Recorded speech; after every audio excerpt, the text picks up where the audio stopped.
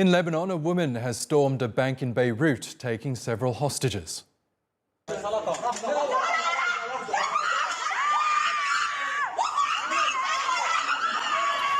Local media are reporting that the armed woman threatened to set herself on fire if she couldn't withdraw her money. This is the second hostage situation at a bank in Lebanon in recent weeks. The country has been gripped by a devastating financial crisis, which has locked most people out of their own bank accounts. Let's get more on this now with Priyanka Navani, who joins us from Beirut. Hi, Priyanka. What more can you tell us about this latest hostage situation?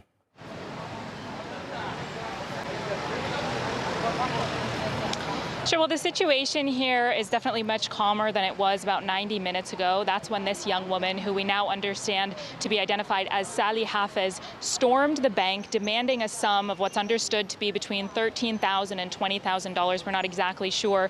She herself saying that she needed this money in order to pay for her sister's cancer treatment. Now, she stormed the bank along with some activists that were with her. They were able to do some damage inside the bank. She then left with this sum of money. It's not known exactly where she is now. Now, most of the people have already left, but you can certainly see behind me that there are still a few people here protesting.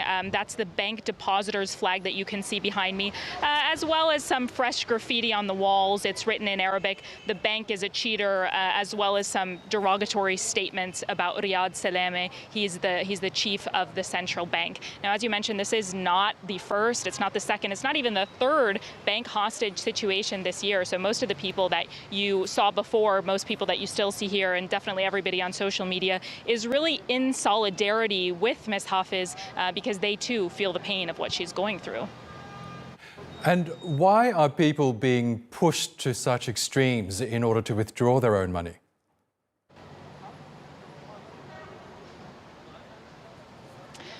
Well, I think there's really two answers to that question. The first lies in the historical context, right? I mean, it's been nearly 3 years since October 2019. That's when the economic crisis began in Lebanon, when the local currency began to fall. Throughout, since the 1990s, the end of the Lebanese Civil War, the dollar has been pegged to the Lebanese lira at the rate of 1,500. Now, today, if you exchange on the black market, it's worth 36,000 Lebanese lira, and people are not able to withdraw. They're not able to withdraw in dollars, so all of that money is stuck in the bank. But I think the second part, right, is people have been facing that. People have been facing that for 3 years, and maybe they could continue to do so if it felt like there was any sort of government in Lebanon, right? We have to talk about all these reforms. We've been talking about reforms. We've been talking about an IMF bailout for the last 3 years, but nothing is happening. It just feels like Lebanon is sitting in this crisis with absolutely no way to get out, and that's why people are really taking to any extreme.